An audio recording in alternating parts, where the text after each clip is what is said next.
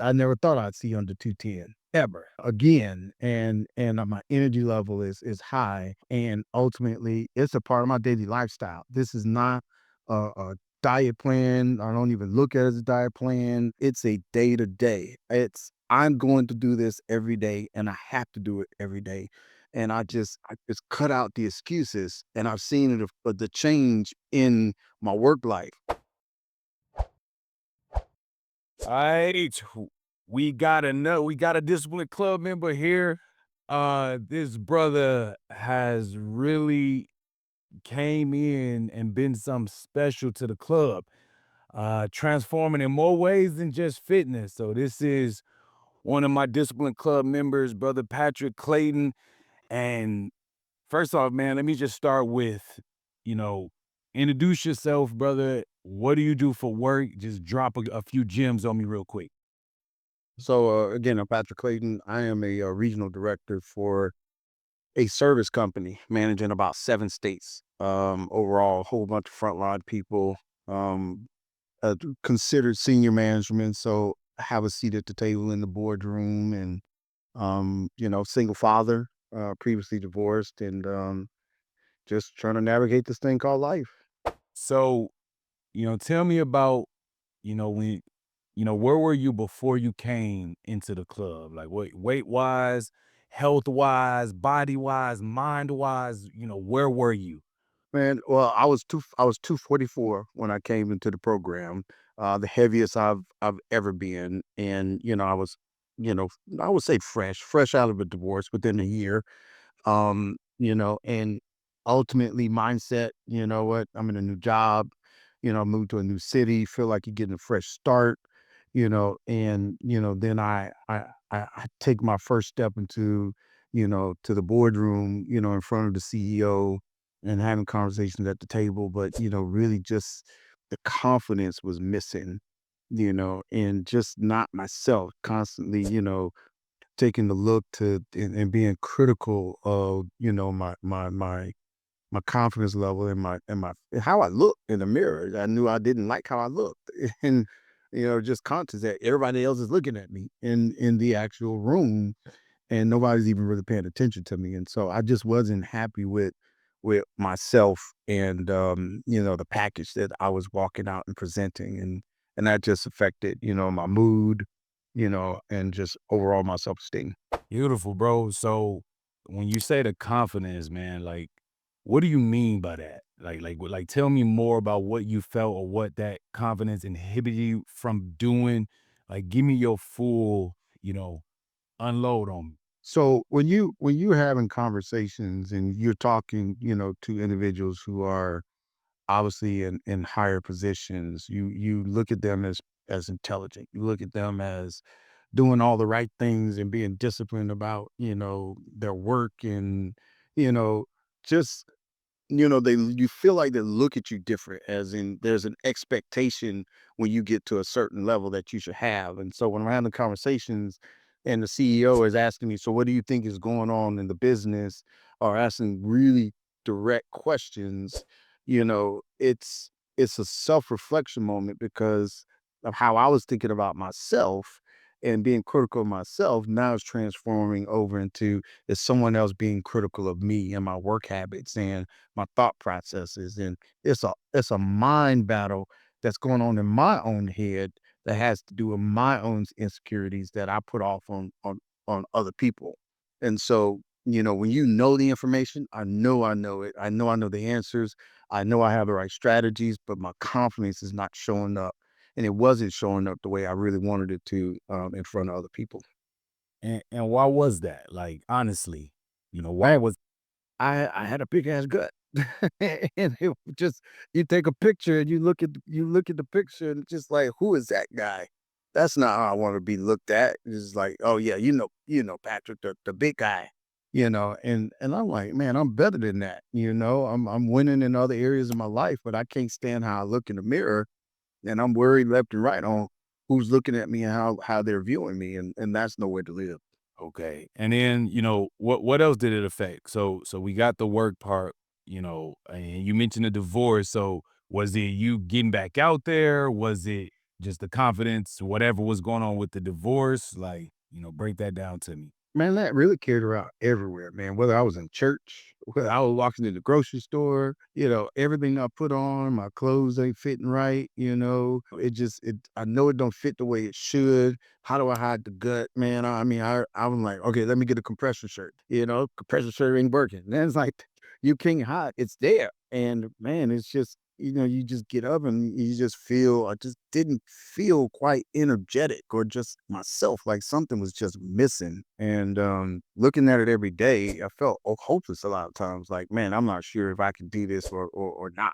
So how did you mentioned the word hide, like compression shirt, like give me everything you did to hide this and why. Oh, man, the standard. Every picture you trying to suck in your gut as much as possible to hide the gut. I mean, I had a compression shirt 2 size too small, and say, hey, just flatten it out at least a little bit for this engagement that, I'm gonna be around a lot of people. So, when you feel like the jacket, the suit jacket, you can't even button it because the buttons coming untangled because my belly's big and it's just, man, it was just a wreck, and again, it's just, man, I refuse to go to a 2X. I'm like, I've been an extra large my whole life. I'm like, I'm not buying 2X clothes. And just in this denial phase, just a ton of denial about really where I was at emotionally, and physically. Okay, explain the denial, man. I like that. So yeah, tell me more. Man, when you're in denial, you're simply saying that I can't change and that I'm just gonna be this way. And, ultimately that, you know what, it's gonna be too hard for me to actually make the changes that I know I want to make. I'm not sure that I could do that.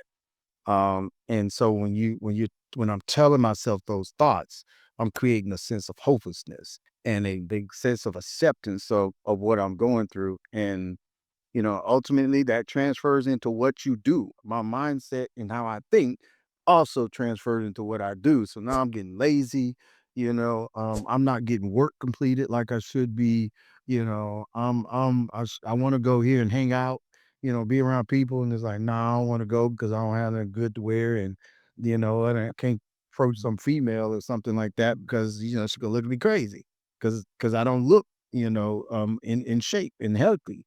And so that just it starts to mess with your mental capacity. Okay, bro. I like that. So when you say in denial, like did you not, understand the truth? Like had you not looked in the mirror for real? Did you avoid like, all right, this is where I'm at? Like had you told yourself that at all? No, I just, put a mental block as if I just didn't see it. I didn't spend a lot of time in the mirror at all. I brush my teeth, and wash my face, but I don't have mirrors up in my house and even the bathroom mirror. I didn't get dressed in the bathroom. I would get dressed in my bedroom and I essentially would avoid, what I was seeing on the outside. As much as possible. So it was just trying to not accept accountability to what I had done to myself. So what did you try, man? Like and how long? No, actually, no, let me ask better. Yeah, no. Let's stay there. What did you try? What didn't I try? Man, I tried keto. Man, I tried like 60 days, no meat. Let me go drastic change. I did the eat right for your blood type.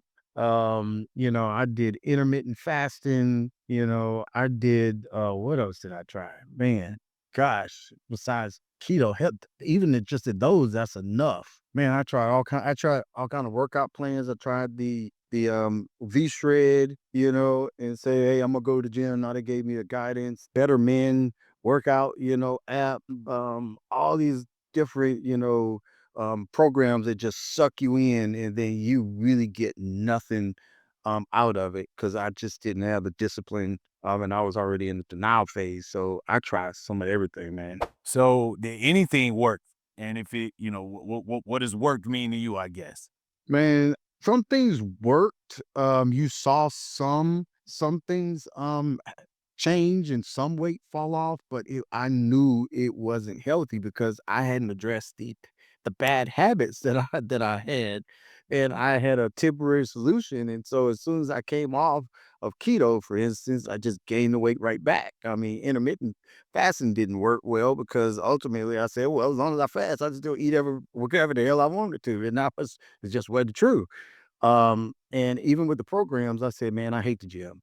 Like, I can't come to the gym every day. There's no way I can work out every day." So I quit that, saying this just ain't me. And that's what I would tell myself. And so I just, I would never finish, anything that I started, and therefore I was not seeing results. So, and then let's get into the results. That's a great transition. So, where are you? What result did we get, and how long did it take you? Bro, listen, started, man, this was what, in end of May, roughly end of May, met and came to the brotherhood of DC 90, introduced to the DC 15, had my interview with you.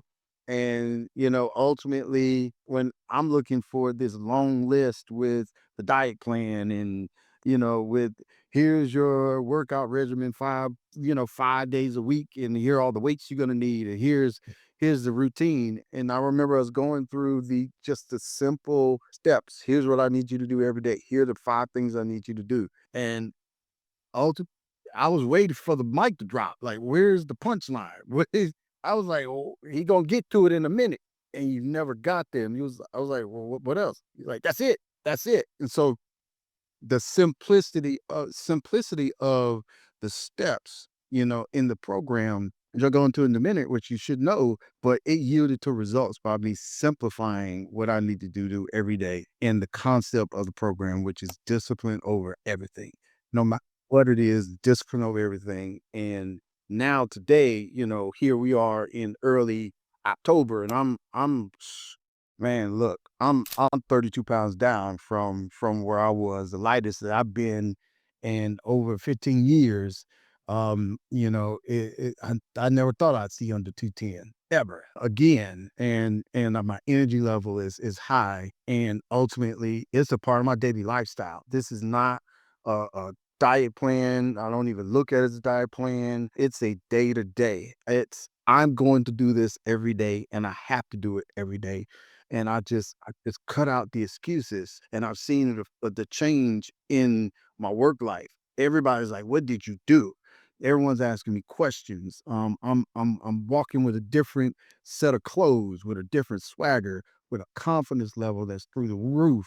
Man, I got mirrors all over my house now. you know, where I was afraid to take my shirt off. It's like, man, I don't work out no more without my shirt on. Without my shirt off, I go running with my shirt off. And when I run by people, I know they was looking. It being okay.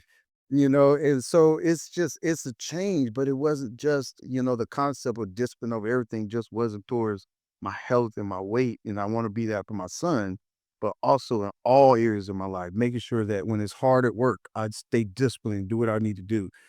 Staying disciplined in my finances to get those straight so that I'm not stressed over there. Being disciplined, obviously, in my workouts and just my personal care, taking care of my body and myself has been a difference maker in my life. So when everybody, asking me what did I do, they see my phone screen, listen, my phone screen, it's discipline, no excuses, no excuses. It's DOE. That's the lifestyle, that I live. It's no excuses for anything. I don't eat bullshit. Period. I just don't eat it. I don't drink sugar. Everybody's like, "Oh, I just don't drink sugar." I go to anywhere. I'm like, "Hey, you got Coke Zero?" I'm like, "No, we got Diet Coke. That ain't good enough. I don't want that. If it ain't zero sugar, I don't want it. I don't drink sugar under no circumstances, at all." And again, I don't eat BS. And I'm going to, if I don't go walk every day, at least 2 miles, I feel like I did not put on my clothes for the day. That that is how I feel. I don't care if it's walk. I got to the point to where I run 2 miles in 20 minutes. And let me tell you, when I started, I was gasping to get to a quarter mile, a quarter mile. And this program taught me it's not about where you start, it's about where you finish. But you start and you stay grinding and you do it every day and you remain consistent and you will see change and you will see results. And it doesn't take a lot of this BS that people feed you and all these different programs and all these different diet plans and all those deals, but the brotherhood taught me and showed me that there are many people out there just like me. And if they willing to put in the work, what is my excuse? I cannot have an excuse. I cannot have an excuse for laying in the bed and not getting up and keeping myself moving. I can't have an excuse for why I came in and ate a bunch of pizza or chips or just BS that doesn't do any good for my body and zero nourishment. And at the end of the day, I'm just seeing something that I could continue for a lifestyle ongoing and not just a temporary program that gets me limited results. Man, let's go. The speech was nice. So, what helped you stay disciplined the most? So, you talked about how I simplified it, but what about what we done put together here? Like, what helped you stay disciplined? Man, you know what? It was the brotherhood. It was the chat. It's the it's the posts. I got the notification on my phone, so I can't ignore it. I got the Apple Watch. So anytime someone posts, you're going and seeing that they got it in, and it's 11 o'clock at night. It's 6 o'clock in the morning. Nobody's making excuses. We're having accountability workshops where it's like, hey, where's your number? Where's your score? How many workouts did you do this week? And being intentional about being engaged and being involved. If I wanted to see change, I had to stay accountable to myself, but I also had to allow other people to hold me accountable. And I had people in the group that would, that essentially were motivation. And it wasn't me against them, but at the same time, it was me against me. And then making sure that I didn't disappoint them by giving up. And there's something about when you come together in a group and other people are doing the same thing you're doing and you realize that you're not by yourself, it gives you encouragement to know that you too can make changes. And that applies to all types of areas of your life. Whether it's marriage, whether it's, work, school, whatever case may be. And so Discipline Club gave me a sense of belonging to a space where brothers and other people like me can make a change in our health. Yo, bro, let's go, man. So let's say my final thing is, I got a lot of brothers who skeptical and don't believe it's this easy and don't trust me and don't trust Discipline Club and it sounds good. Can you lose 30 pounds in 90 days? What would you tell these brothers right now? Man, stop fooling yourself. Stop operating in denial. If you can't take a chance on you, then who else is going to? Don't overcomplicate it. Invest in yourself. Investing in you is not always cheap, but investing in you costs you something. It's going to cost you something. And so what do you have to lose? Shit ain't worked for a long time. So what else do you have to lose? And I'm here to say, I said that, and I'm like, there's no way. And ultimately, I said, this, I'm gonna give it all for 90 days. It's only 90 days. And listen, in a few weeks, I was seeing it come down. Yeah. So y'all know when you start seeing results, it's like, okay, I gotta keep going. And it's the best decision I ever made. Let's go. Let's go, man. Glad to have you on, bro. Man, the one thing I would say is I appreciate men who come in and do what they're supposed to do because I can make it simple all I want, but that doesn't mean anything if the person won't do it. And it is this simple. Everything that I put on the website, everything that I sent on the email, that is how simple it is, but that doesn't make it easy. And I appreciate you for coming in and executing, bro. Like not just losing the weight. When you telling me about becoming more disciplined with your finances, with your kid, with your lifestyle, that's what this is all about. Gaining ultimate self-control over myself, over the things that I can control. So glad to have you on, bro. This is amazing. I can't wait to share this interview, with the world, bro. Anything else you got? Anything else you want to share before we hop out of here? Man, last thing I want to share is ultimately remember that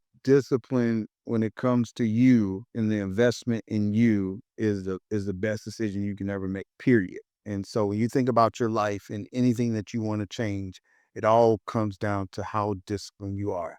And we all have to face reality that we are undisciplined humans. We walked in the world that way.